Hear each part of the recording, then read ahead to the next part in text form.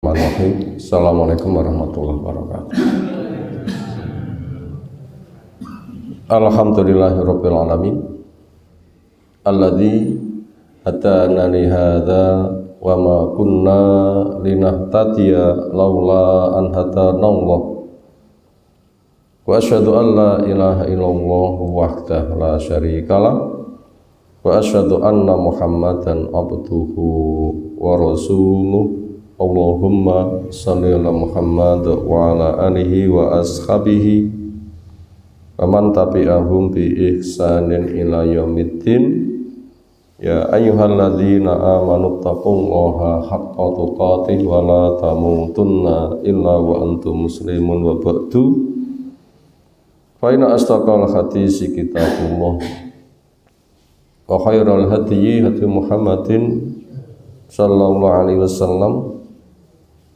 Syarrul umuri muhdatsatuha fa inna kulla muhdatsatin bid'ah wa kulla bid'atin dhalalah wa kulla dhalalatin finnar. Ayyuhal ikhwah akraman subhanahu wa ta'ala, alhamdulillah syukur semata kita aturakan untuk Allah Ta'ala yang teriring doa salawat salam semoga tercurah untuk Rasulnya Muhammad sallallahu alaihi wasallam. Berikutnya di taklim kita sore hari ini, tema yang akan kita kaji adalah iktikaf tidak mengurangi rezeki. Materi sudah terkirim ke panitia, semoga tidak berapa lama lagi nanti segera makalahnya datang dan terbagi.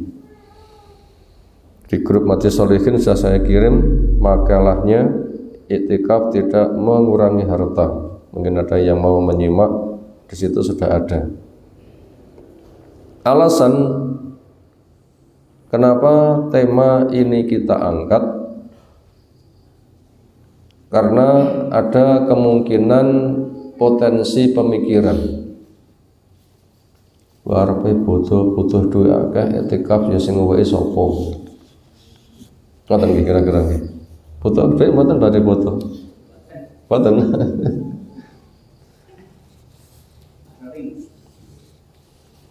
Bapak wis numpuk-numpuk ya butuh duit arek njipuk.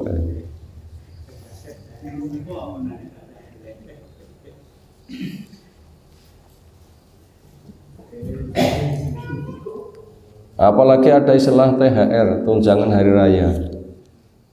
Dadi isu nasional. Menggambarkan butuh sangu sing akeh. Apalagi itu terbawa pemikiran filsafat yang berkembang di kanan kiri kita dengan kupat laku papat. Napa laku papat niku? Akhirane an ngoten nggih. Pertama laburan, lebaran, luberan, karo leburan.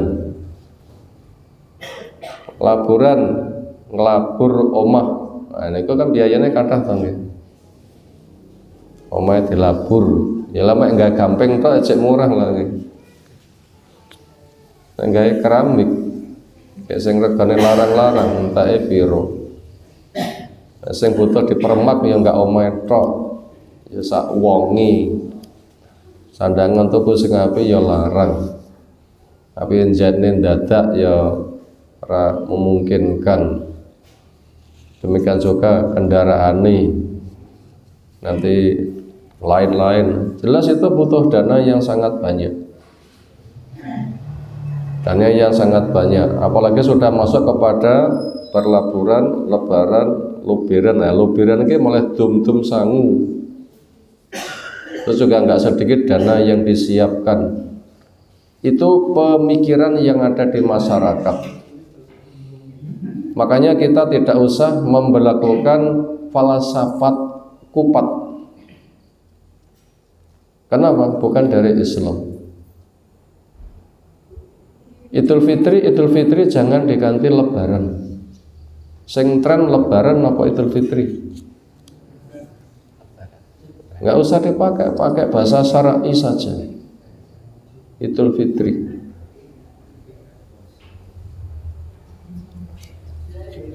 Itu nanti aman, selamat. Aman, selamat. Enggak menggunakan bahasa itu. Bahkan yang diperbuat Nabi Shallallahu Alaihi Wasallam ketika Ramadan itu bukan kelompok-kelompok duit, tapi malah los ngelepas duit. Nek masyarakat kita sami badhe boto kelompok-kelompok duit napa los cul duit.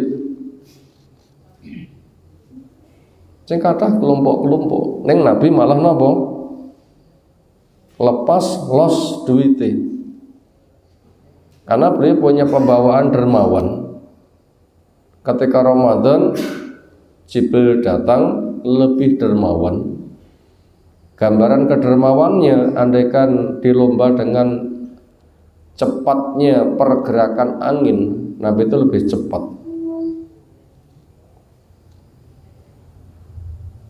Itu untuk mengikis pemikiran yang ada di masyarakat yang kadang iktikaf itu akan menjadi penghalang rencana hari raya.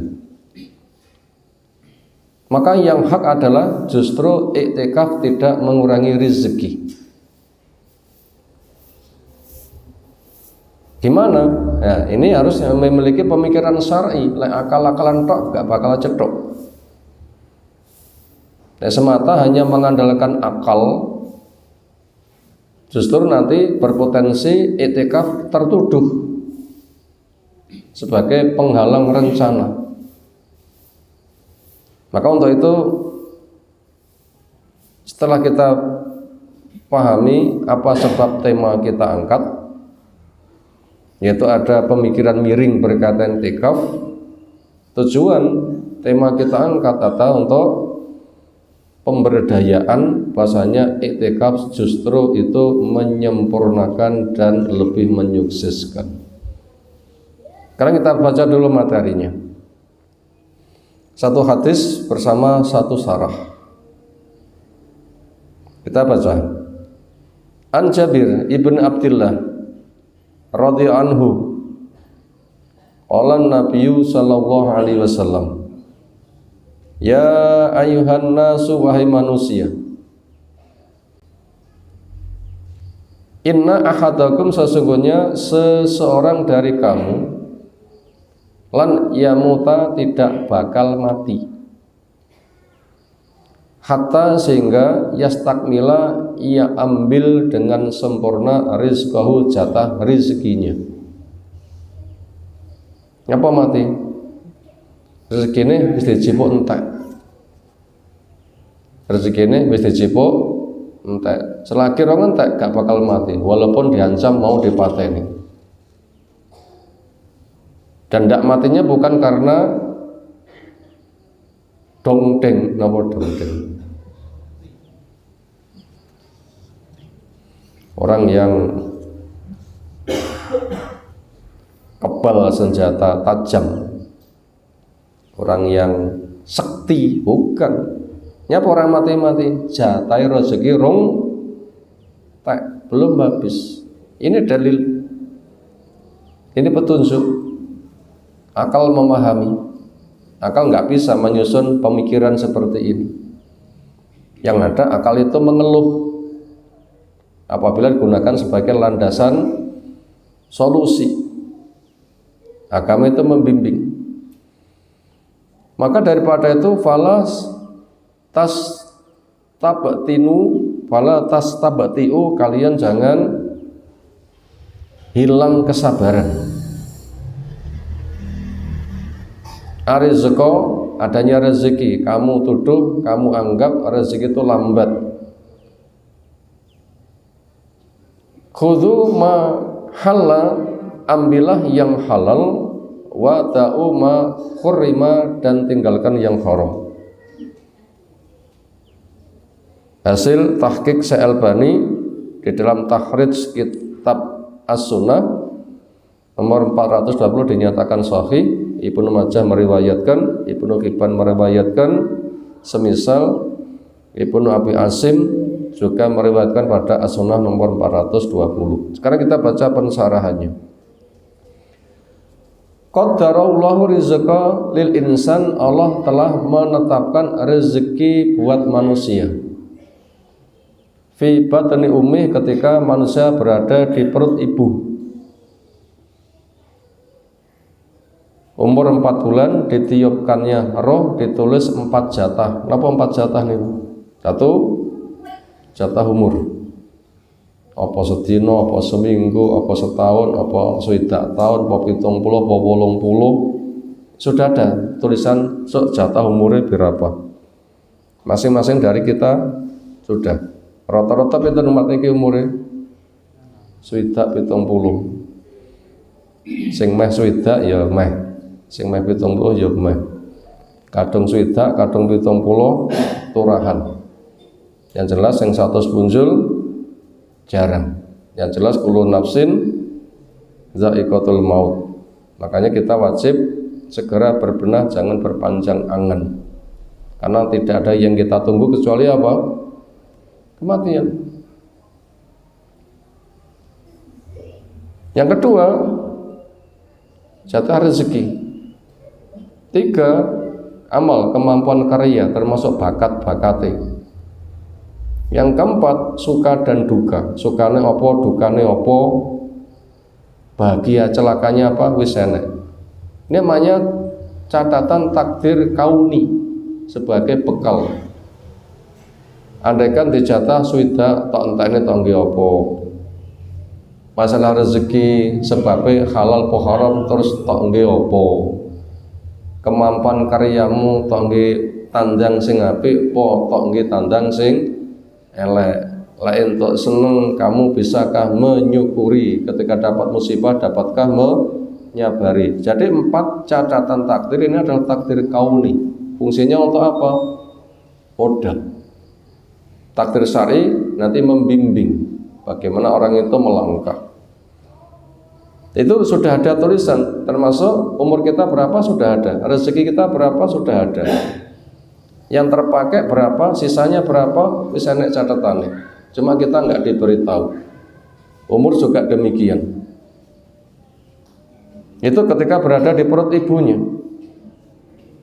Yang itu Allah juga telah menetapkan ketetapannya dengan wa im min syai'in illa indana khazainuhu wa ma nunazziluhu illa bi qadari maklum. Tidak ada satupun makhluk kecuali sudah ada jatah rezekinya dalam bentuk gudang, dan itu tidak saya turunkan kecuali dengan kadar yang diketahui. Jadi setiap orang itu andaikan digambarnya wong lorong sudah ada infusnya. Bisa naik gudangnya, netes-netes nanti Allah yang ngatur tetesannya deras atau pelan. Itu sudah ada ketetapannya semuanya.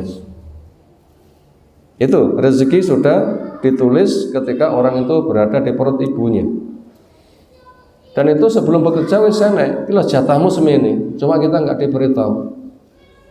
Andaikan kita tidak bekerja, itu pun juga akan datang. Kerja tinggi apa? Ada hikmahnya.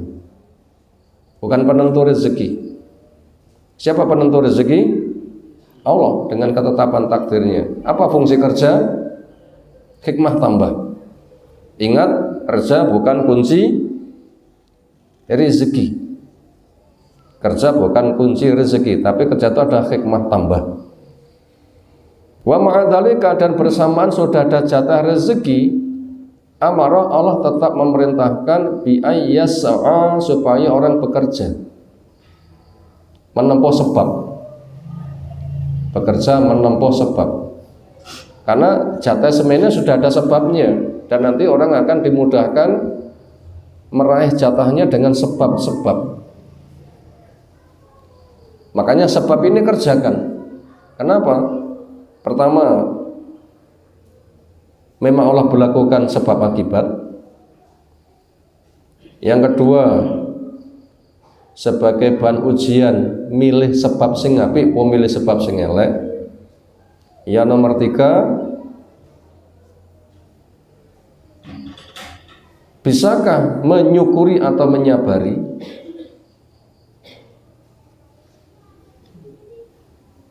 Yang keempat, untuk nambah fadilah.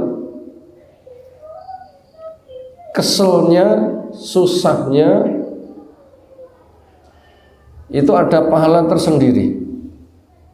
Semisal Allah mencipta manusia tanpa makan warak, bisakah? Mudah, malaikat makan nopo, panggah warak, panggah kuat aja, ratau kesel. Dengan kun selesai. Innama amruhu idza arada syai'an ayyaqula lahu kun. Oleh itu ketika menghendaki sesuatu mung cukup dawuh kanthi kun. Kalau gitu untuk apa kerja? Namanya hikmah. Semisal kita ditanya, dan itu sering kita sampaikan, pilih endi? Panggah warak kalih luwe mangan terus warak, pilih pundi? Sapa sing pengen gak usah mangan warak terus ngacung? Sapa sing pengen anak limo rasah rabi juk-juk jenglek ki anakmu limo ngacung? Kok bar dijapir rasah pacaran juk-juk jenglek anak limo ngoten iki. Itu nambahi hikmah. Bukan rezeki itu gara-gara kerja, bukan.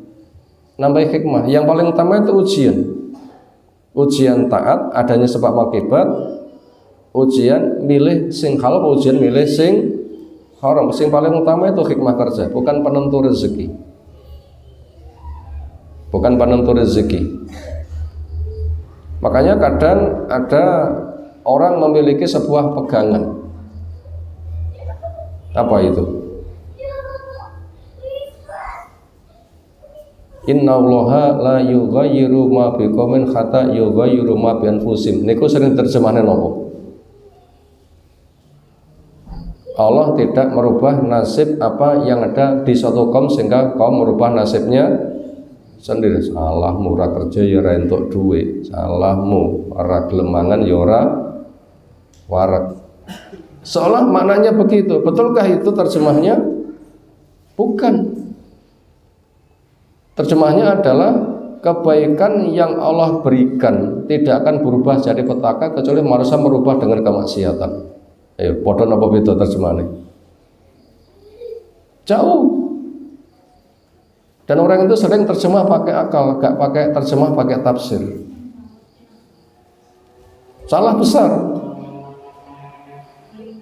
Itu apa hikmah bekerja adalah ujian, milih sing halal pemilih sing haram, berputar antara syukur dan sabar. Bapak sing kerja sukses, wong mbok kaya aku sukses. Apa wong iki klentrak-klentruk ae, mulane ya ora ndek apa-apa. Ini kan ujian di syariat kerja. Dan banyak orang yang gagal seperti itu. Makanya ketika kita tuh menempuh kerja, pertama pemikiran kita ini Allah memberlakukan dengan takdir syar'inya. Ada hukum sebab akibat. Berlakukan ini pertama. Karena jatah akan disesuaikan dengan sebab akan dimudahkan sesuai dengan jatah. Berlakukan hukum ini. Lalu yang kedua, ujian milih sing halal pemilih sing haram. Yang ketiga, nambah fadilah, kesel tambah pahala. Jelas kalau begitu, kerja itu bukan kunci rezeki. Kita ulang, bahwa dalika bersama itu amara Allah perintahkan bi ayyas'a supaya orang bekerja fi taksilu untuk memperoleh haknya minal halal atau yib, yaitu menempuh dengan cara yang halal lagi baik. Wa fi hadal hadis, pada hadis ini yaqulu dawuh an-nabiy sallallahu ya ayyuhan nas wa manusia. Hadza khitabun li jamil bashar, ini panggilan untuk semua manusia. Inna hadakum la yamuta, sesungguhnya satu di antara kamu tidak bakal mati hatta yastakmila rizqahu, sehingga ia ambil dengan sempurna jatah rezekinya. Maknanya yantahi layyantahiya umruhu, umurnya tidak bakal habis. Layyantahiya umrul insan, umur manusia tidak habis illa kecuali ba'da ayyastakmila, sesudah ia ambil secara sempurna, wa ya'khudha rizqahu, ia ambil rezekinya, alladzi yang katabahu lahu, yang telah menulis untuknya, al malaku malaikat, wa huwa fi batni ummi, ketika dia berada di perut ibunya.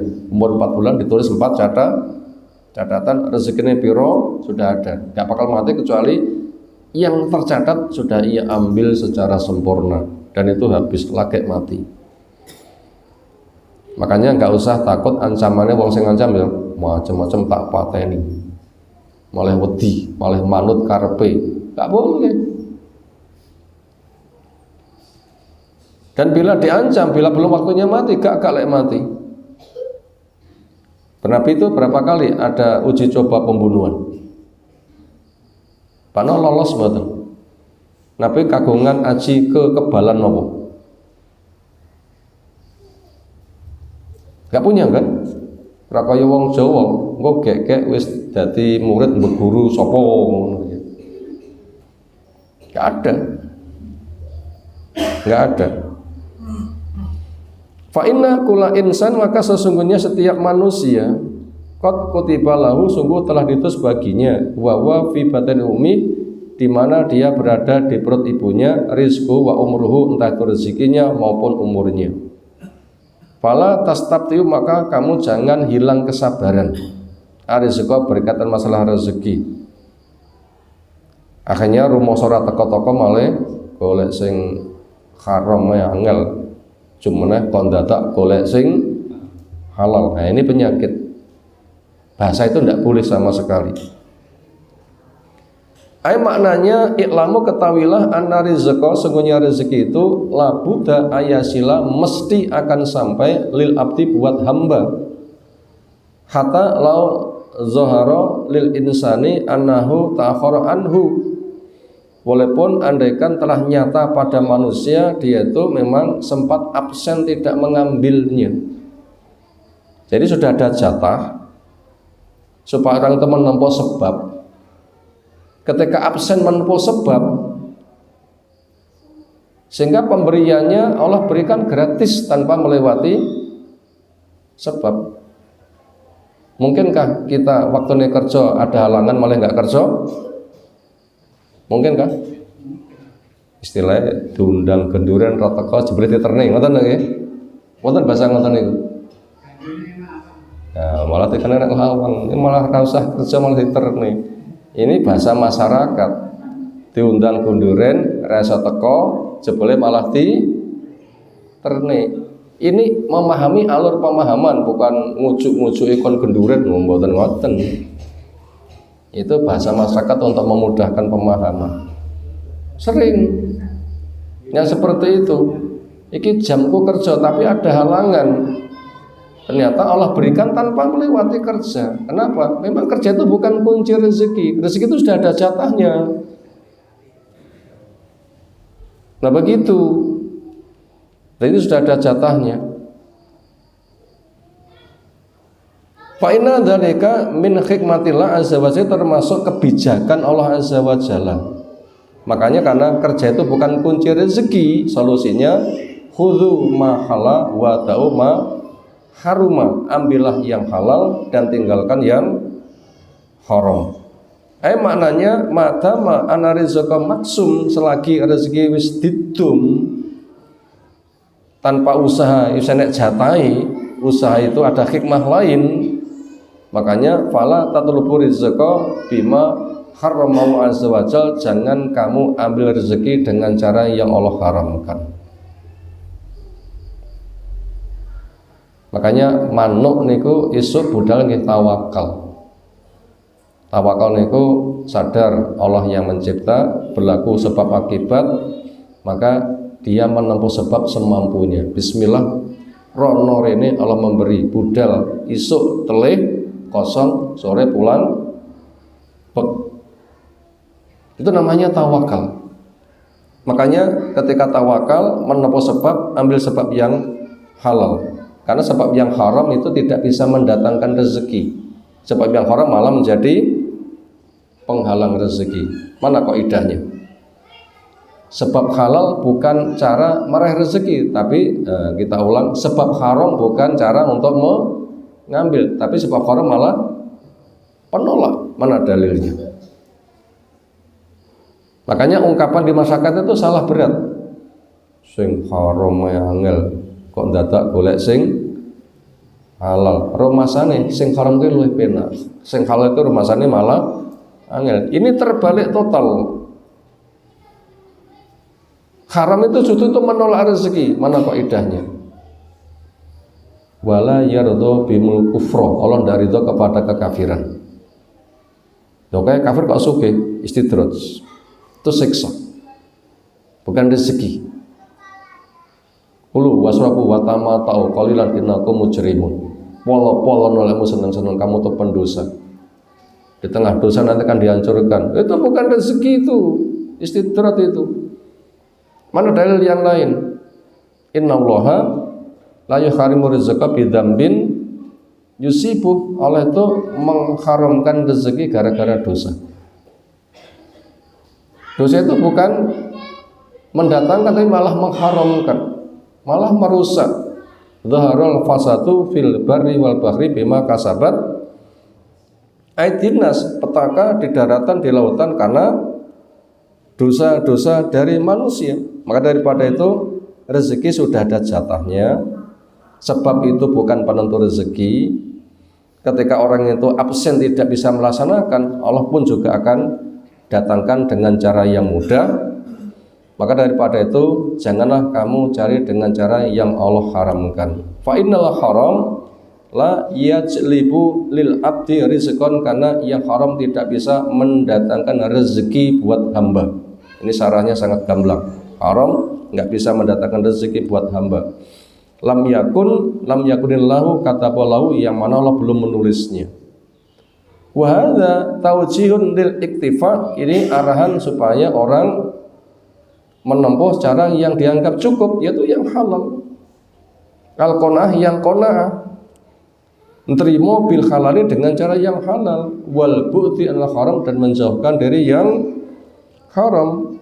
Walidzalika jaa fi ba'd riwayat, karena itulah datang di sebagian riwayat, kama inda Ibnu Hibban, sebagaimana ada di riwayat Ibnu Hibban, fa'ajmilu fi talab, perbagusi ketika mencari.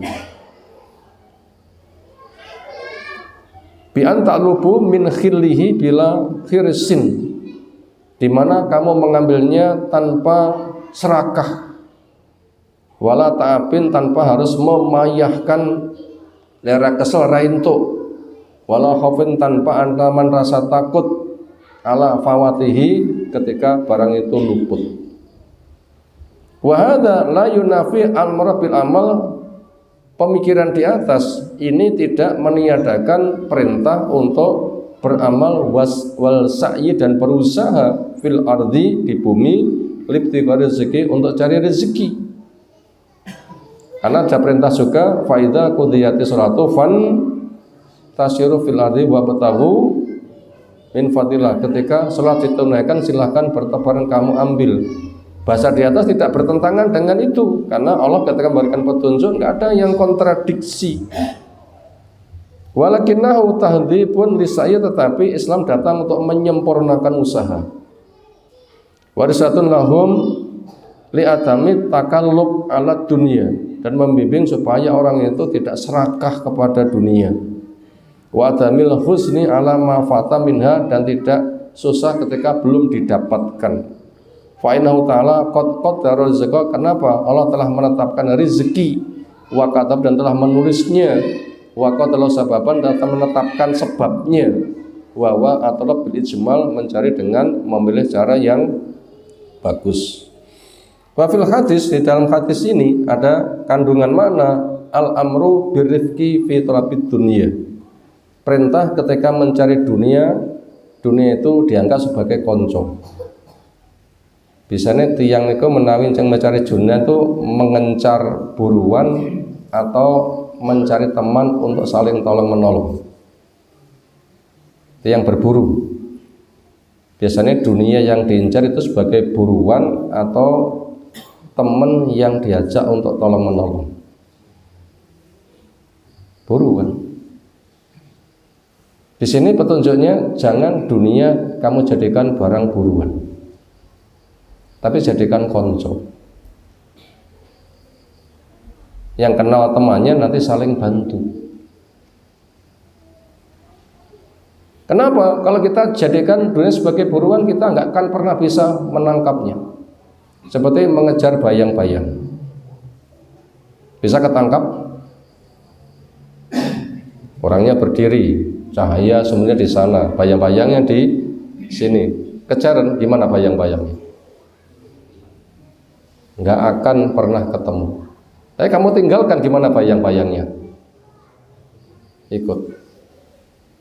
Dunia yang tidak dijatahkan dikejar gak akan ketangkap. Menjadikan buruan gak akan pernah bisa menangkap. Tapi dunia sudah kamu diberikan jatah, kamu belum sempat ngambil, kamu pergi, juga akan mengikuti. Jelas kan permasalahannya? Kesana kita berpikir. Makanya Joko-Joko sampai rabi, sok bojoku tak ingoni apa rasa susah mikir ngono kuwi. Pokoknya manuk isuk budal weteng kosong sore warak kerja yang halal wis tadi jatah. Rasa wedi. Rasa wedi. Masane Pak sing gembosi malah. Mana Pak sing mendorong-dorong. Pak selama ini gitu ternyata keluarganya Joko ya dudu sing rezekeni lho ya. Selama ini cukup, siapa yang ngerjakan ini? Pak ini? Bukan. Nah, yang ngerjakan Pak ya sopol. Semuanya itu dari Allah. Pokoknya bismillah, orang punya kemampuan, orang tahu ilmu, nanti selesai. Wal ihtimam bita'atil dan supaya punya kepedulian taat kepada Allah. Fa inna kulla syai'in muqaddarun minhu subhanahu, karena segala sesuatu sudah ada ketetapannya dari Allah Subhanahu wa taala. Nah, sekarang kita bacakan dalil yang lain. Tadi di grup Majelis Sholihin sudah saya tulis. Tadi. Ada 2 dalil. Pertama,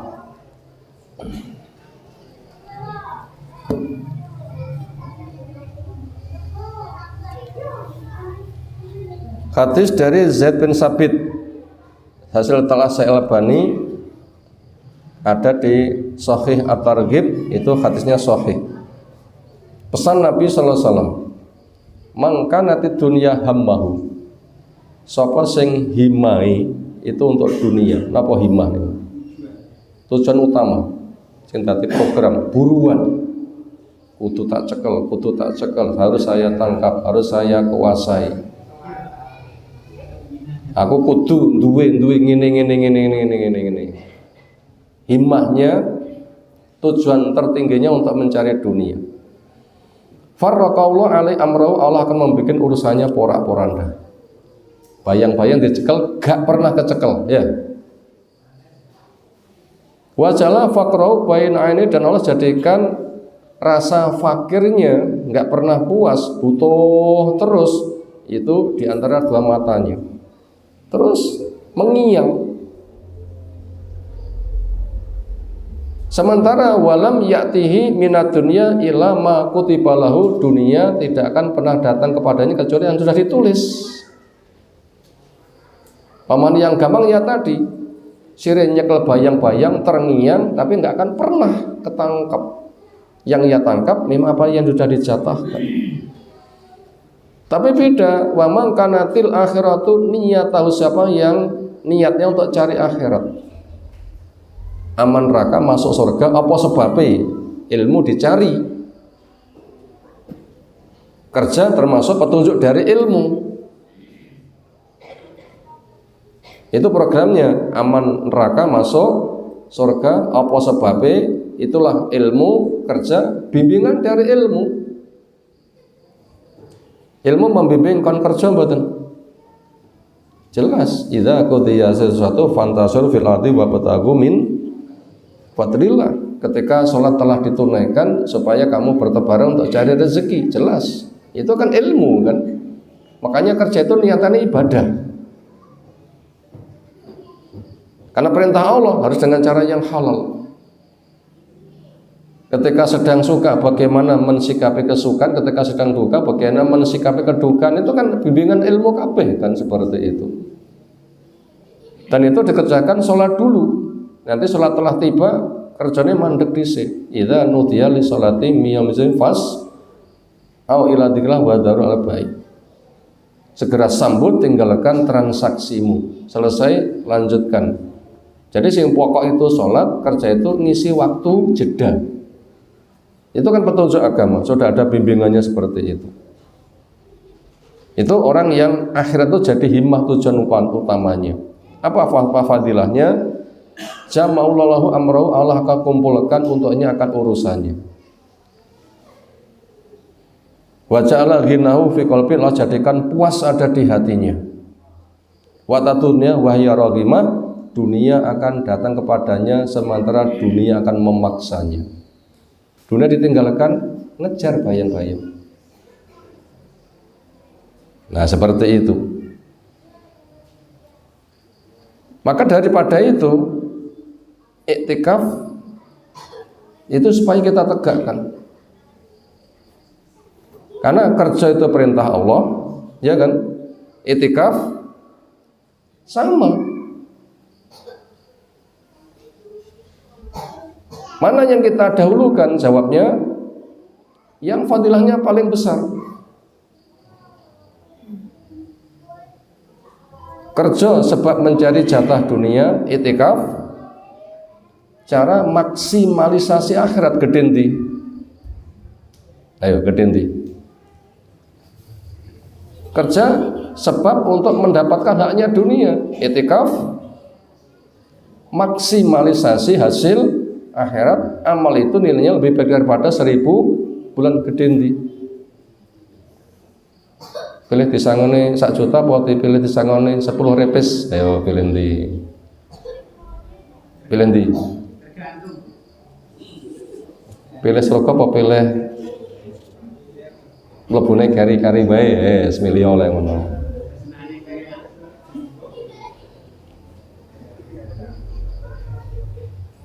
Tentunya ikhris alama yang fauka, ambisi mengejar yang manfaatnya lebih gede. Sekarang kita lihat kasus salah satu sisi rezeki butuh dicari, sisi yang lain ada hari tidak boleh cari rezeki karena khusus untuk ibadah. Apakah hari khusus untuk ibadah ini rezekinya hilang? Jawab. Saya ulang, ini pokok pemikiran. Rezeki kita disuruh mencari menempuh sebab. Ada hari khusus untuk ibadah. Ketika dipertemukan, kon kerja, tapi hari ini khusus ibadah. Dengan khusus ibadah tidak kerja, apakah rezekinya hilang? Jawab. Tidak. Allah nyiapi gratis. Allah nyiapi gratis. Biasanya golek ono, tapi dinake khusus ibadah. Piye golek iku tak cepaki gratis. Penak mboten? Lho penak. Mana dalilnya? Al-A'raf yang ke 163. Was'alhum 'anil qaryah allati kanat hadirul bahari. Coba kamu tanya ahli kitab berkaitan penduduk desa yang ada di pantai. Ya'tuna fi sabti, ketika mereka melanggar peraturan hari Sabtu. Ini kisahnya ahli kitab tempo dulu.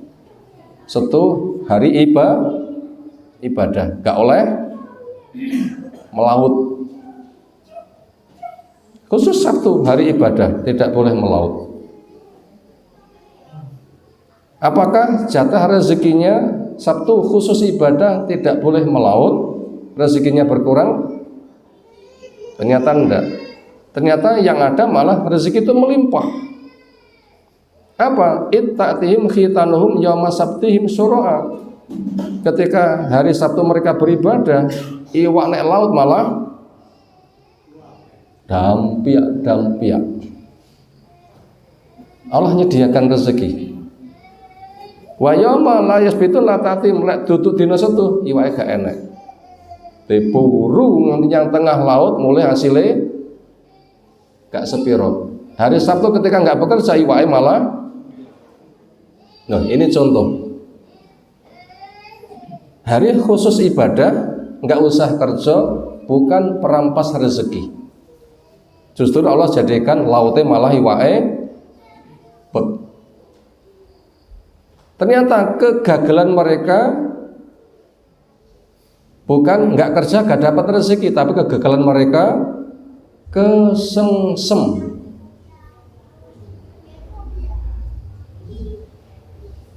Jadi kegagalan mereka itu bukan gara-gara Sabtu hari ibadah nggak bisa kerja, gara-gara nggak kerja orang ada duit, bukan. Tapi kegagalan mereka gara-gara apa? Kesengsem. Apa itu?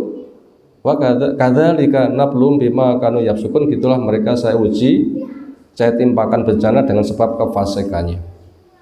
Karena kan mereka tuh tahu Sabtu nggak kerja itu iwae sedemikian rupa, kudune spesial hanya untuk ibadah, tapi mereka bikin jebakan pada hari Jumat, bikin galian sepanjang pantai, kira-kira begitu.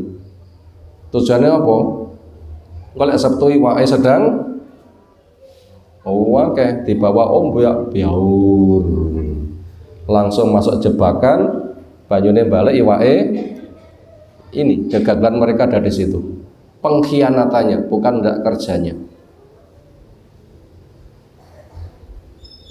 Maka itikaf juga sama, kita tidak kerja itu bukan penghalang rezeki. Allah nanti cepatnya dengan cara sing gratis. Yo kono duwite akeh itikaf tenang-tenang ae. Lah kene dicorong ngono untuk apa? Wonten pikiran ngoten niku. Benahi pemikiran itu. Ashabus sabut ingat itu permasalahannya. Jadi kegagalan mereka bukan ndak kerja hari Sabtu, tapi kegagalan mereka gak kuat ndelawat menghadapi ujian harta sing melimpah. Maka dengan demikian tema di atas itu sudah sangat gamblang. Itikaf bukan penghalang rezeki, malah dipenak nih ngibadahnya fokus. Fadilah Lailatul Qadar insyaallah diberikan, rasa repot keroyo-royo kerja rezekine gak kurang. Lautnya dampiak. Siapa sih nyepakne iwak samono kian? Oh Allah dong. Masa kita tidak percaya dengan kisah itu? Gak percaya dengan kisah itu. Makanya siapa yang yakin dimudahkan, siapa yang tidak yakin ya sudah nanti menjadi orang yang terbelenggu oleh keraguannya. Makanya ketika orang itu diajak menghamba kepada Allah tidak mau, dia nanti menjadi hamba-hambanya Allah. Bisa ditangkap bahasa ini? Bila diajak menghamba kepada Allah nggak mau, akan jadi hamba-hambanya Allah. Jadi hambanya Allah nggak mau jadi hambanya makhluk. Nggak akan pernah merdeka kalau begitu. Hambanya Allah nanti pasti merdeka. Makanya wong kafir diajak Islam nggak gelem, jadikan budak, gitu kan bahasa logone. Bila sudah jadikan budak, akhirnya dipekerjakan, sudah tidak ada harganya. Wis kafir, penggayaanmu kerja entukmu mek pira, sik dikuasai manusa mati nggawa apa. Ini bila kita yakin seperti ini, itikaf nanti insyaallah nanti akan ramai. Apabila penghalangnya gara-gara ora kerja ora duwe, nanti akan terhilangkan nanti pemikiran yang seperti itu. Maka daripada itu, supaya kita mendapatkan kecukupan hak-hak hidup kita, ibadah itu enggak jadi penghalang, maka ada 9 sikap yang harus kita siapkan. Siapa yang memilikinya insyaallah nanti hasilnya maksimal. Apa 9 itu? 1, jaga ketakwaan, nanti akan dicukupi. Rezeki datang di arah yang tidak disangka-sangka. Pokoknya ojo melanggar syariat. Jalan surga kerjakan penuh harap setelah punya ilmu, jalan neraka tinggalkan dengan waspada setelah punya ilmu. Yang kedua tawakal. Tawakal itu maknanya ada akibat, ada sebab, selagi ada waktunya kerjakan sebab. Enggak ada waktu nih, serahkan kepada Allah. Itu namanya tawakal. Nomor 3, tempuh cara yang halal. Jangan menempuh cara yang haram. Karena haram itu bukan menyukseskan, tapi malah menjadi penghalang. Halal justru malah berkah. Titik tapi cukup. Itu yang ketiga. Langkah yang keempat, qanaah. Napa qanaah? Nampa pandum. Napa qanaah? Nampa pandum. Nrimo apa sing didumni dening Allah Subhanahu wa taala. Kenapa? Cukup itu bukan dengan jumlah, tapi cukup itu dengan berkah. Itu qanaah. Lalu yang kelima, istighna. Napa istighna? Mencukup-cukupkan. Tersebut cara mencukup-cukupkan. Lek uang jatah wetenge sepiring ternyata renek, ya sepiring berdua dicukup-cukupi. Lek uang papat enek rong piring, ya rong piring kena digawe wong papat. Itu namanya istighna. Sehingga nggak harus menjatah satu itu satu. Ya lek pancen longgar satu monggo, lek perlu tanduk. Tapi lek rene satu untuk berdua cukup. Lalu yang kelima, tidak israf. Tidak melampaui batas. Makanya ketika makan barang jatuh selagi kena diresi ambil. Ketika makannya pakai mulut, jangan langsung tangan dicuci, tapi dijilat. Kenapa? Nggak tahu di mana letak berkah. Bisa jadi yang kita masukkan ke mulut itu mungkin mas sampah, berkahnya yang nempel di tangan mungkin. Itu termasuk menghilangi sifat israf. Lalu yang ketujuh, tidak boleh tamak. Napa bahasa Jawane tamak nih? Rakus angah-angah. Pengen ngepek kabeh.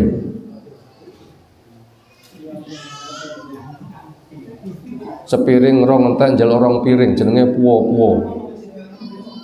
Nah, itu penyakit itu. Kemudian yang ke-8, jangan hasad. Lek kono duwe ya pancen jatahe, lah kene duwe jatah dewi-dewi.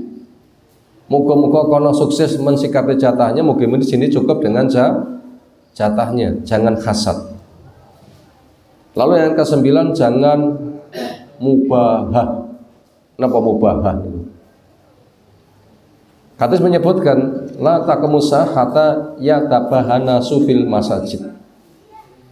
Enggak terjadi kiamat sampai manusia bermubahah tentang masjid. Napa makna mubahah? Jor-joran. Masjidku luwih apik ketimbang masjidmu. Kelambiku luwih apik ketimbang kelambimu. Jamku luwih apik ketimbang jammu. HP-ku luwih apik ketimbang HP-mu. Omahku luwih apik ketimbang omahmu. Niki mubah. Niki diragati pira-pira panggaran cukup-cukup. Ya enggak? Kita diragati pira-pira panggaran cukup. Kecuali diragati kuburan lagi mandek nanti lah ya. Karena alhaqumut takatsur hatta zurtumul maqabir. Nah, ini tema penting untuk kita semuanya. Jangan sampai ada pemikiran itikaf itu mengurangi rezeki, enggak. Justru malah menjadi pembekalan itikaf. Nanti semakin dekat kepada Allah, imannya semakin kuat, takwanya semakin kuat, nanti berkahnya malah semakin melimpah. Sebagaimana pesan Allah Ta'ala, walau anna ahlal qura amanu wattaqau la fatahna alaihim barakatim minas sama'i wal ar. Andaikan penduduk suatu negeri mereka itu iman takwa, maka akan dimudahkan berkah Allah yang akan ngucur dari langit dan akan nyumber dari bumi. Untuk maghrib kayaknya masih beberapa menit lagi, kita cukupkan sambil memperbanyak doa. Semoga apa yang telah kita pelajari Allah berikan ilmu bermanfaat untuk kita semuanya. Subhanakallahumma bihamdika asyhadu an la ilaha illa anta astaghfiruka wa atubu ilaik. Assalamualaikum warahmatullahi wabarakatuh. Waalaikumsalam.